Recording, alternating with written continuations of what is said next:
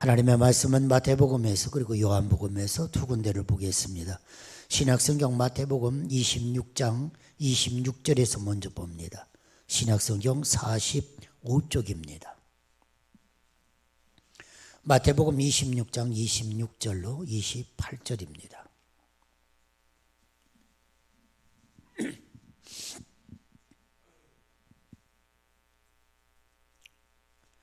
마태복음 26장 26절입니다. 28절까지 보겠습니다.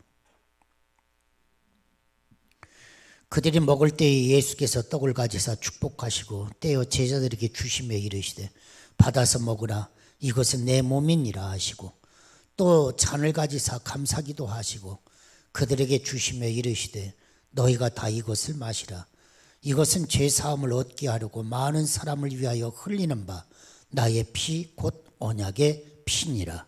아멘. 요한복음 11장에서 한 군데 더 보겠습니다. 요한복음 11장 40절입니다. 신약성경 166쪽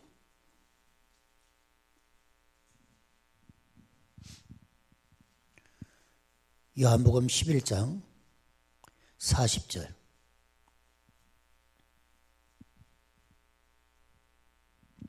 42절까지 봅니다. 예수께서 이르시되 내 말이 네가 믿으면 하나님의 영광을 보리라 하지 아니하였느냐 하시니 돌을 옮겨 놓으니 예수께서 눈을 들어 우러러 보시고 이르시되 아버지여 내 말을 들으신 것을 감사하나이다. 항상 내 말을 들으시는 줄을 내가 알았나이다. 그러나 이 말씀 하옵는 것은 둘러선 무리를 위함이니 곧 아버지께서 나를 보내신 것을 그들로 믿게 하려 함이니이다. 아멘. 전하고 찾고 권하자. 할렐루야. 우리 한번 함께 외쳐보십시다. 시작. 전하고 찾고 권하자. 할렐루야. 권하여 함께 축복받자. 그러지만 그냥 짧게 딱 잘라버리면 전하고 찾고 권하자 이렇게 우리가 외치면 되겠습니다. 한번 다시 한번 권하자 하고 잘라보십시다. 시작. 전하고 찾고 권하자. 할렐루야. 그래서 우리가 땅끝까지 예수의 복음을 전하고 또 이런 우리의 형제들을 찾고 또 연약한 자들을 권면해서 세워가는 우리 믿음의 교회가 될 수 있기를 간절히 바랍니다. 주보에다가 하여튼 전하고 찾고 권하고 이렇게 명단을 넣습니다만 혹이라도 오해 없기를 바랍니다. 여러분들을 위해서 기도하고 있습니다. 그런 명단일 뿐입니다. 내 이름이 왜 여기 들어와 있어 이렇게 생각하지 않기를 원합니다. 항상 함께 기도하고 있습니다 하는 마음으로 받아주시면 좋겠고 또 그렇게 함께 또 다시 한번 신앙의 불을 붙여가시기를 원하고 11월 셋째 주일에는 추수감사주일이지만 우리 함께 또 다 같이 참여하는 첫 번째 주일로 또 그러면서 계속해서 함께 여러분들이 기도할 수 있는 제목이 될 수 있기를 간절히 바랍니다. 오늘 성만찬 함께 진행이 될 겁니다. 제가 일어나라고 할 텐데요. 혹시라도 여러분들 연약한 분들은 그냥 앉아 계셔도 좋으니까 여러분들 무리해서 일어나려고 하지 않기를 바랍니다. 그러니까 나이가 드시는 분들이 그런 얘기 하더라고요. 앉았다 일어나면 어지러워 그러더라고요. 또 어지러우면 안 되니까 여러분들 그냥 좀 나이가 드셨다 하는 분들은 그냥 앉아 계시기를 바랍니다. 그리고 나머지 분들은 일어나셔서 같이 성만찬도 참여하시고 찬송할 때에도 앉아 계셔도 괜찮습니다. 앉아 계십시오. 그렇게 해서 자유롭게 함께 참여하시면 되겠습니다. 여러분 한번 들어보십시오. 나는 최근 나의 사무실 스태프들의 월급을 지불하지 못할 것을 걱정하고 있습니다. 나의 아내는 최근 오른쪽 팔꿈치에 혹이 만져져서 MRI 사진을 찍었는데 결과가 어떻게 나올까 염려하고 있습니다. 나의 아내는 호르몬 불균형으로 고생하고 있는데 아직도 효율적인 치료 방법을 찾지 못해서 걱정하고 있습니다. 나는 최근 집안 정리나 청소할 시간이 없어서 언제 시간을 내어서 산만한 집안 살림들을 좀 정리해야 할 텐데 하고 걱정하고 있었습니다. 나는 물론 이런 모든 문제에 대하여 너희는 아무 걱정 근심하지 말라 성경 말씀을 잘 알고 있습니다. 그러나 저는 그 말씀을 생각할 때마다 염려를 떨치지 못하는 내 자신을 보면서 또 염려가 됩니다. 저는 염려하지 않을 수 없는 제 자신을 염려하고 있는 것입니다. 나는 이런 증세가 어떻게 내 관절을 아프게 하는지, 어떻게 내 침을 마르게 하는지, 어떻게 소화불량을 일으키는지, 어떻게 위경련이 오게 하는지, 어떻게 호흡곤란을 일으키는지, 어떻게 소화불량 그리고 위경련뿐만 아니라 우울증까지 발생하게 하는지 나는 너무너무 잘 알고 있습니다. 그런데 나와 나의 아내는 우리들의 문제에 대한 너무나 완벽하고 강력한 치료책을 찾아냈습니다. 이 치료제의 효율성은 거의 기적적인 것입니다. 저와 저희 아내를 포함한 수많은 사람들이 이 치료의 효율성을 임상적으로 경험했습니다. 이 치료제는 식전에 먹어도 되고 식후에 먹어도 됩니다. 호흡곤란을 느낄 때, 가슴이 통증이 느껴질 때 수시로 복용할 수도 있습니다. 물과 함께 드실 수도 있고 물 없이도 드실 수도 있습니다. 이것은 특별한 처방전을 필요로 하지도 않습니다. 이 치료제는 절대로 부작용이 없습니다. 안전합니다. 더욱이 이 치료제는 무료입니다. 이 치료제를 일컬어서 저는 땡큐 테라피라고 부릅니다.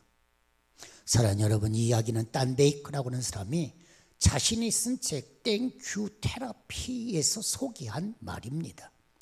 그런데 사랑하는 여러분, 오래전, 지금으로부터 약 2000년 전 이 땅에 오신 예수님은 문자 그대로 땡큐 테라피, 자신의 평생의 삶에 적용하면서 사신 분이 예수님이시라는 사실입니다. 오늘 11월 감사의 달을 맞으면서 우리는 예수님의 또 다른 거룩한 습관, 감사에 대해서 함께 생각을 나누고자 합니다. 사랑하는 여러분, 첫 번째 질문은 언제 감사할 것인가입니다. 사랑하는 여러분, 음식을 취하시기 전에 감사하시기를 바랍니다. 여러분, 식사 전에 기도 꼭 하십니까? 어떻습니까? 하시면 아멘 하시기 바랍니다. 아멘. 식사 전에 꼭 기도하십니까? 어떤 분은 매 끼 먹을 때마다 기도해야 합니까? 하고 묻는 분이 계십니다. 그렇단다면 기도하시기를 바랍니다. 사랑하는 여러분, 이것이 예수님이 우리에게 보여주신 모범이기 때문입니다. 오늘 본문은 최후 만찬의 장입니다. 마태복음 여러분 한번 보십시오. 27절에 보면 예수님께서 잔을 가지사, 손에 잔을 가지사 무엇을 했다고 기록하고 있습니까? 감사기도 하시고, 떡과 잔을 나누시기 전에 주님은 감사기도 하셨다는 사실입니다. 감사기도를 하시고 떡 그리고 잔을 나누셨습니다.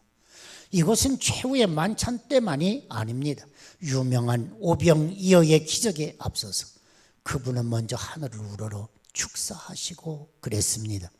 축사했다는 이야기는 감사했다는 말입니다. 감사는 예수님의 거룩한 습관입니다. 일용할 양식을 위하여 너희는 기도하라. 그래서 주님께서 가르쳐 주신 주기도가 우리에게 날마다 일용할 양식을 주옵시고 하고 기도를 가르쳐 주신 분이 예수님이십니다. 그렇단다고 한다면 일용할 양식을 받고 이 땅에서 생존의 은혜를 누리고 있다고 한다면 우리는 하나님 앞에 당연히 감사해야 하지 않겠습니까?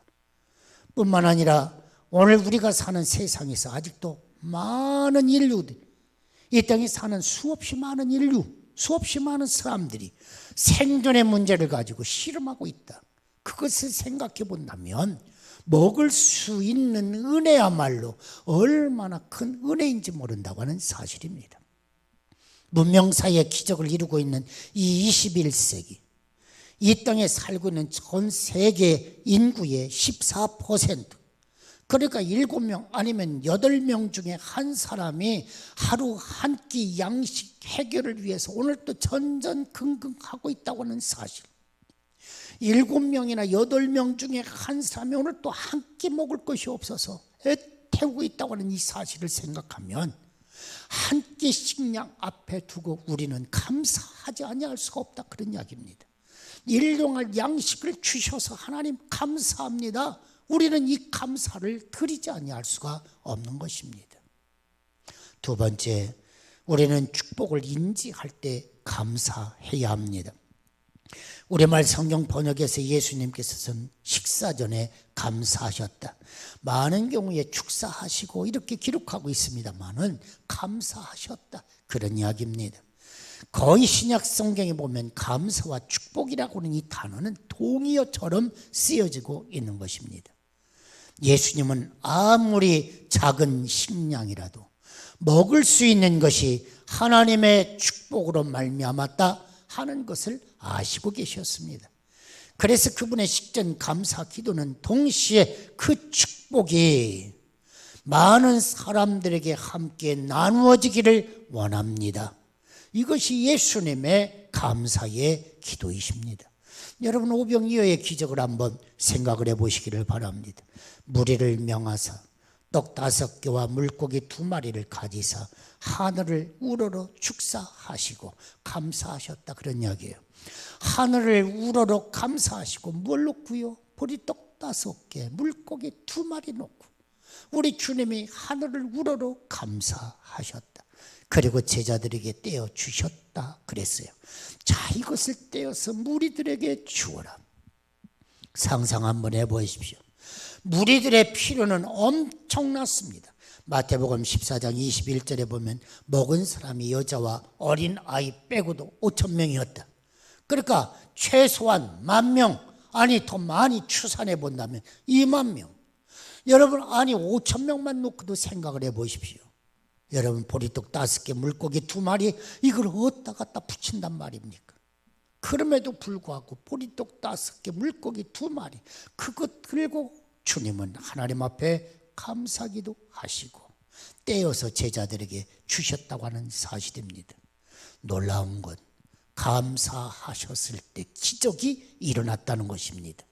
감사하시고 떼어 주실 때 장정만도 5,000명이나 먹고 12광주리가 남는 기적이 일어났다는 것입니다. 그래서 유명한 스펄전 목사는 한 자루에 촛불을 인하여 감사하는 자에게는 하나님은 별빛을 주시고 별빛을 인하여 감사하는 자에게 하나님은 달빛을 주시고 달빛으로 인하여 감사하는 자에게 하나님은 햇빛을 주시고 햇빛으로 인하여 감사하는 자에게 하나님은 모든 것을 다 주시더라. 스펄전 목사님의 간증이 아직 있습니다. 사랑하는 여러분, 감사는 또 다른 축복을 가져온다. 감사는 또 다른 기적을 가져온다. 할렐루야. 그래서 축복, 이 적은 것도 하나님이 주신 축복이야. 그때 감사가 된다고 하는 사실입니다. 세 번째, 우리는 삶의 위기 앞에서 감사를 드려야 합니다. 사랑하는 여러분, 예수님이 언제 감사 기도하셨습니까? 식사 전에. 그리고 축복을 인지했을 때. 세 번째는 무엇입니까? 위기 앞에서. 위기 앞에서 감사합니다. 오늘 제가 마태복음과 요한복음 두 복음서에 있는 말씀을 보았습니다만 공통된 점이 있습니다. 무엇이 공통된 점입니까? 여러분, 삶의 위기입니다. 삶의 위기 앞에 예수님은 감사기도 하셨다. 여러분, 마태복음 26장은 소위 최후의 만찬입니다.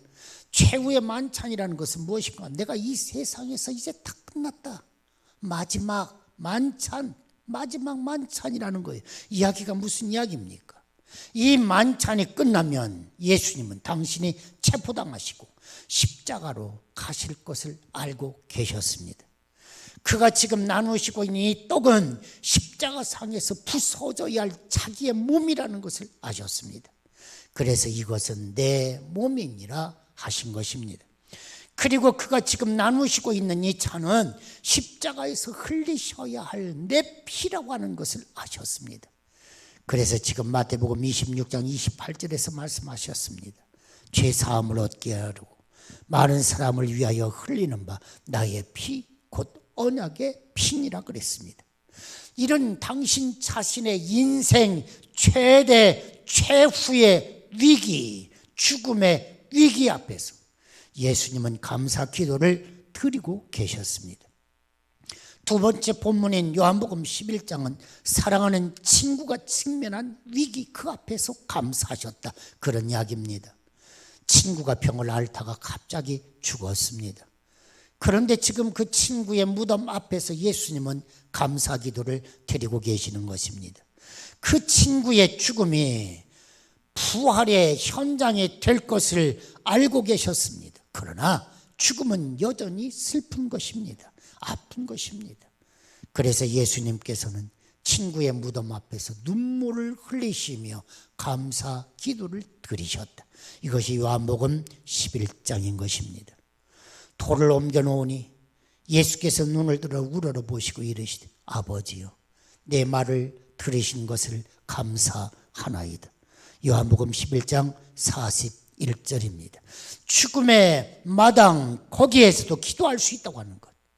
그리고 기도하면 그 기도를 들으실 아버지가 계시다. 그 사실로 인하여 감사하고 계시는 예수님을 우리는 보게 됩니다. 이것은 자연스럽게 본문이 던지는 가장 큰 질문과 연결됩니다. 어떻게? 예수님은 자신의 죽음 앞에서 감사할 수 있었는가? 어떻게 친구의 죽음 앞에서 예수님은 감사할 수 있느냐? 우리는 그 물음을 던지지 아니할 수가 없습니다.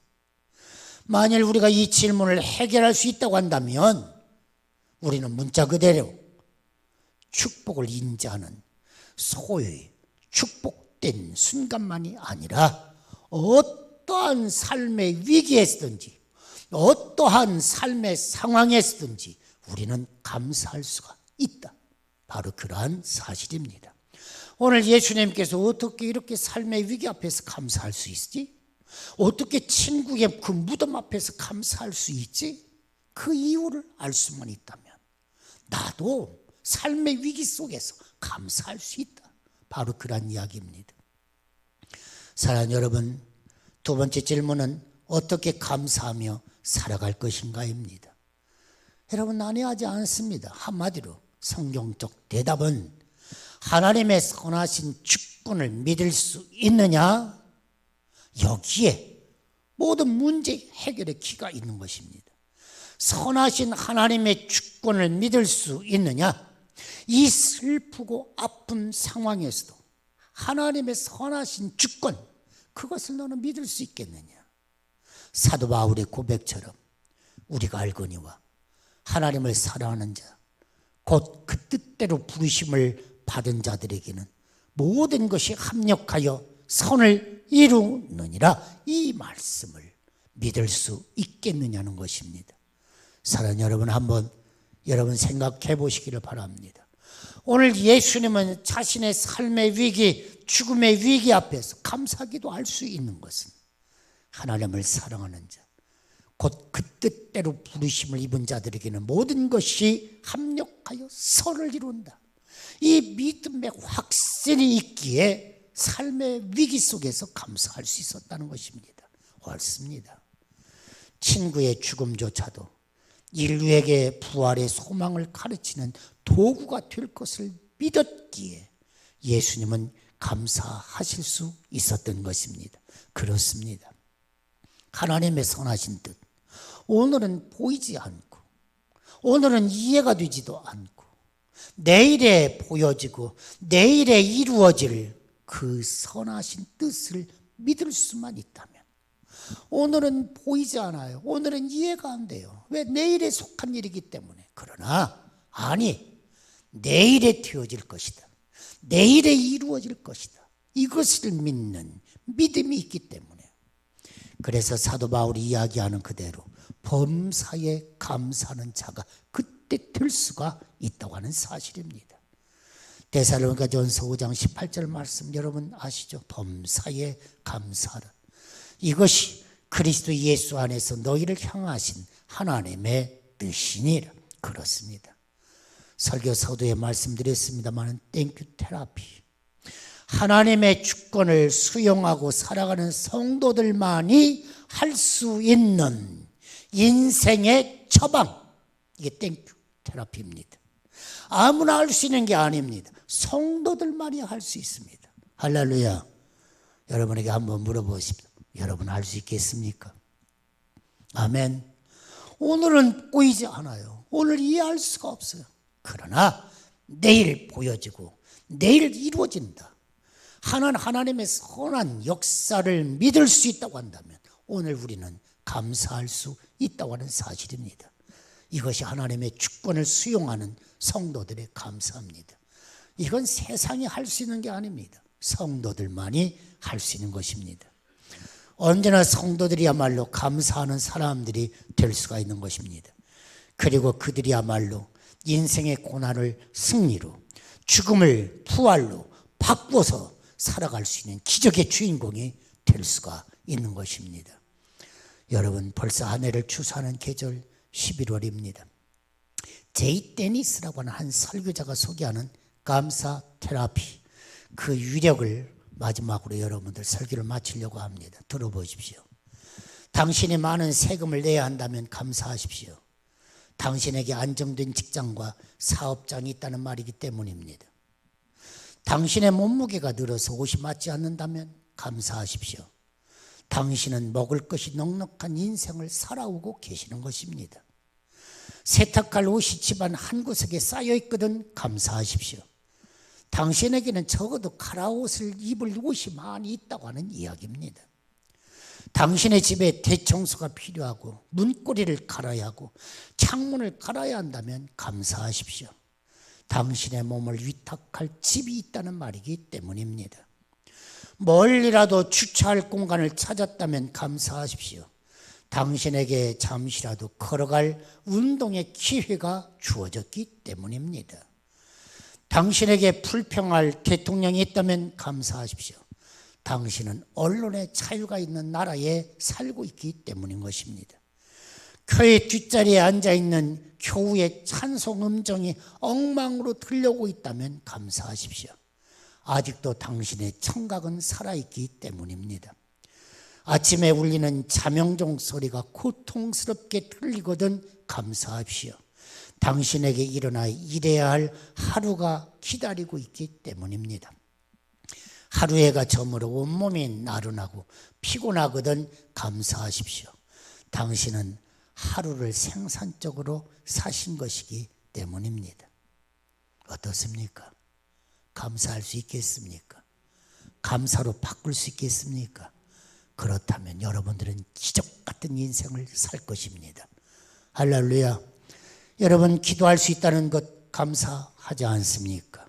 감사를 습관화하십시오. 할렐루야. 찬송할 수 있다, 감사한 것입니다. 걸어갈 수 있다, 감사한 것입니다. 일어나고 앉을 수 있다고 하는 것, 그것 자체가 감사한 것입니다. 사랑하는 여러분, 감사합니다. 주님, 땡큐 로드. 주님 감사합니다. 그냥 오늘 또 일어나시면서 주님 감사합니다. 앉으면서도 주님 감사합니다.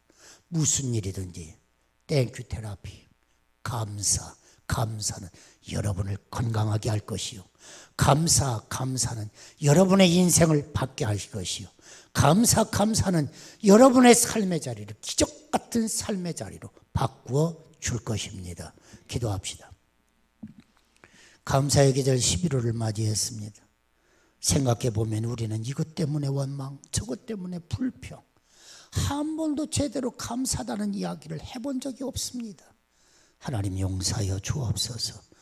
하나님 없는 것 때문에가 아니라 오늘 나에게 있는 것, 그 속에서 감사, 또 감사함으로 오늘은 보이지 않고 이해할 수 없지만 내일을 이루어 주시는 하나님의 놀라운 역사를 체험하고 누리는 기적의 주인공이 될 수 있도록, 그래서 우리의 삶의 자리를 하나님의 나라로 바꾸어가는 기적의 주인공, 축복의 주인공들로 하나님 역사하여 주옵소서. 예수님의 이름으로 기도하옵나이다. 아멘.